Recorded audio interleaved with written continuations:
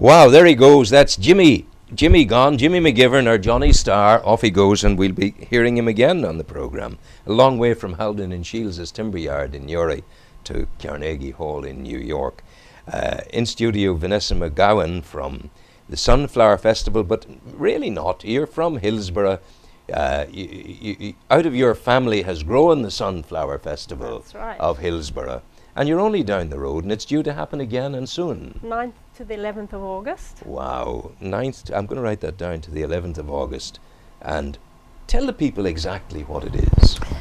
It's a 3-day music and arts festival, but much more than that. It's more like an experiential weekend in the countryside. Wow. Levitation. So not quite. That takes me into the area of your yoga. Yeah, yoga and meditation. Well, that's my background. Also, I'm an occupational therapist. Wow. But so that there is a bit of that flavour over the festival.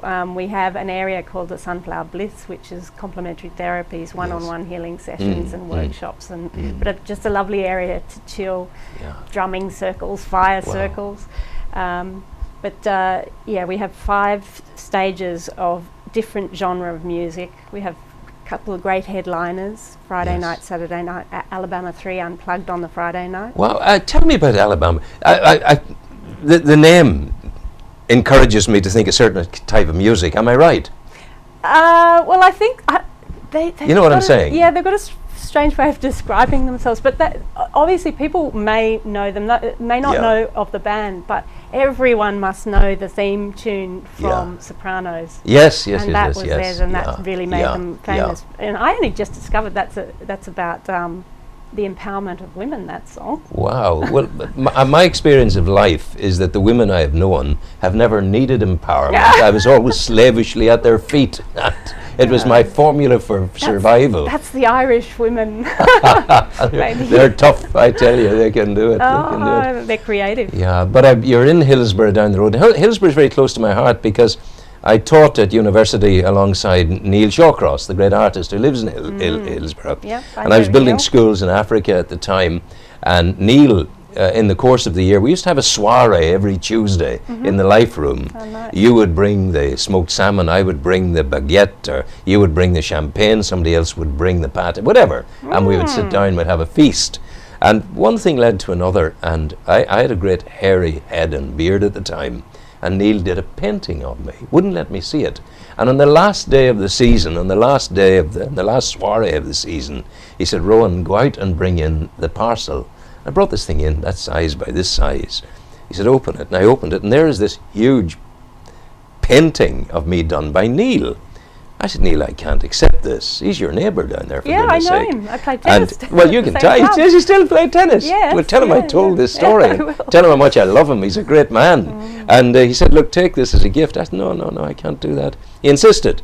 So I took it as a gift. And after a while, I saw it on my wall, and I thought to myself, "Neil, I'll do a copy of this, but would you let me sell it at auction for my African school? This could build a classroom." He agreed. Wow. And it fetched €13,000 at Adams in Dublin. Oh, isn't that amazing? That is amazing. Yeah. But he's very generous like 13,000. And then one of my friends in Newry came to me and said, "Rowan, I was delighted it was Dr. Gerard O'Hare in Newry, and he said, I was delighted your painting did so well for your project." And I said, "Yeah, I rather think you might have been in there pushing the price up." He says, no, I wasn't, but in fact we bought it." I said, "I'm so delighted it's going to a good home." He said, "Yes, it is. We bought it to give it back to you as a gift for what you're doing in Africa." Wow. Wasn't that lovely? Wow. Yeah. So you've actually got that painting, I hope. Yeah, well, indeed, it's there, and it's fantastic. done very well for Africa. So Fantastic. it's a lovely story. It is. And that's the nature. I tell you that only to kind of make a connection with Hillsborough, because traditionally people would, in this part of the world, wouldn't have thought of Hillsborough as our neighbours as quickly as they would have thought of Dundalk. But there is that closeness to Hillsborough. Lovely village. Easy to get to, and our farm is just 7 minutes drive from Hillsborough. So you're Australian. I am. Which part? Married from Sydney. Sydney. Married to an Irishman? Yes. Yeah, that's a good. And we lived out there for 20 years, but I think, as is the way with a lot of Irish, they wanted home to his mummy, or whatever, his roots. Yeah. That was a big sacrifice for you, for goodness sake. Well, I'd had a lot of trips To and from. I actually worked here back in the 80s at Petersburg. You got used to us. Yeah. Oh yeah. No, I enjoy it. I actually enjoy it. But we have 2 boys, and they went. One is still at Ince, and one was head boy at Ince. Actually. Hey, that's good. So they've had a great time here. Yeah. But funny enough, my big boy has gone back to Australia to study. Yeah, that's wonderful. I like that. That's a connection. But he's our musical guy that really led us to do the Sunflower Fest. So he led you to do the Sunflower Festival. Like, I mean, it's an extraordinary enough thing for a family to do. Yeah. What was the moment, the eureka moment when you said, I'm going to have a Sunflower Festival? I think it was after this fundraiser where we had 16 bands. And you were raising funds for what? For my son to go do similar to what you were doing. He didn't go to Africa, he went to Chile, and he was building schools in Chile, so he was trying to raise some funds for that. Isn't that wonderful?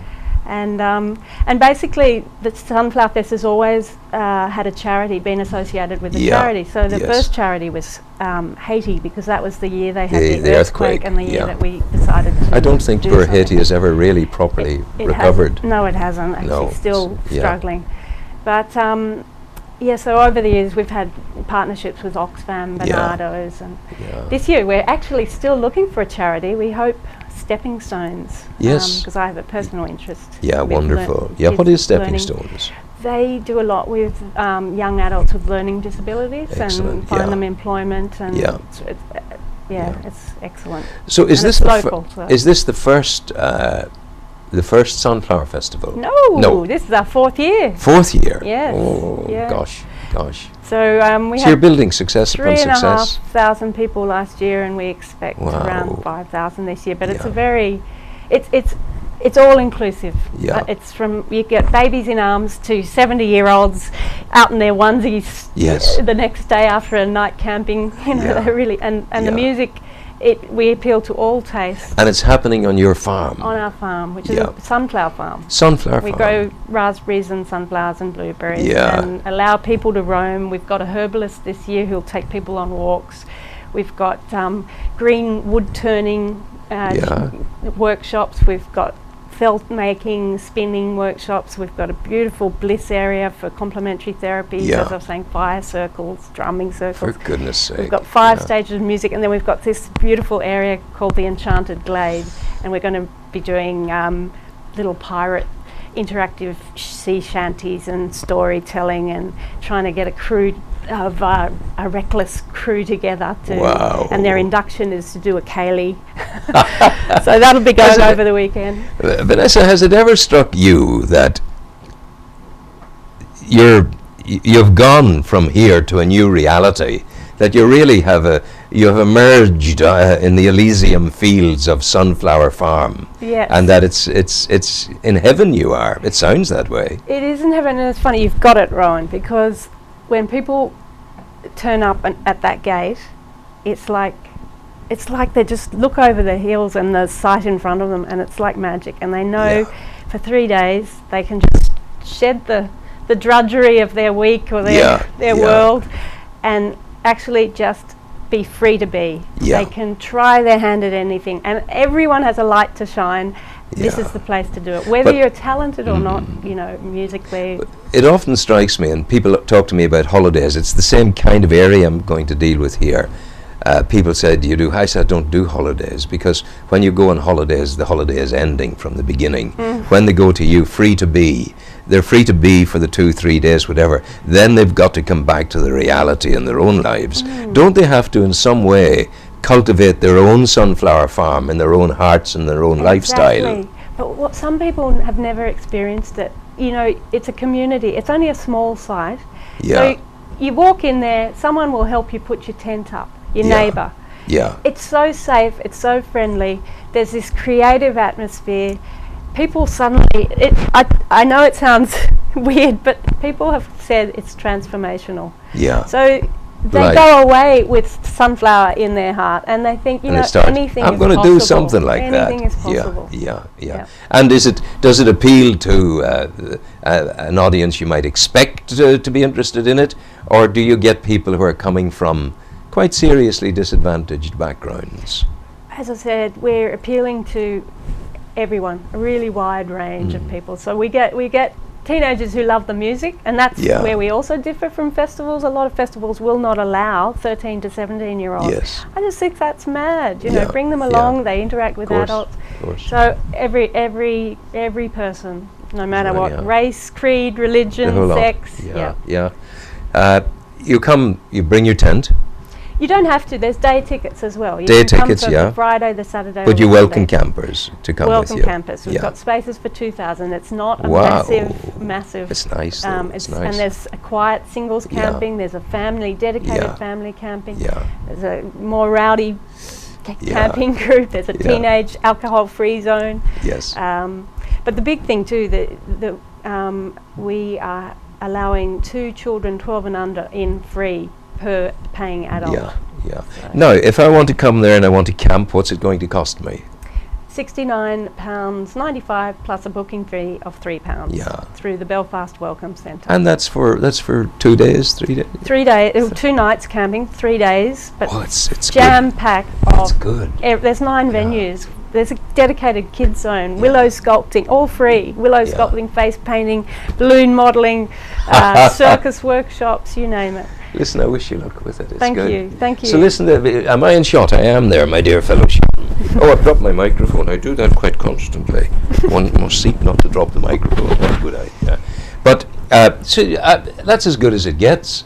You know, take yourself off down the road, the beautiful road, all the way to Hillsborough, and then you'll find a kind of, as you go into the forested areas of the farmlands, you'll be the dual carriageway will have morphed into a kind of yellow bricky type road, and you will see the golden sun above the low horizon and the blue sky behind it, and you'll be guided in by the music of Pan's pipers or whatever. Something nice will be coming to you, drawing you in. What a way to spend 3 days, and not an awful lot of money involved. To be recommended. Thank you for coming in. Thank you. You take Thanks care. for having All me. the best. Thanks. Sean, let's have a lesser quality. Well, it's not a lesser quality of music, but it is a different kind of music now.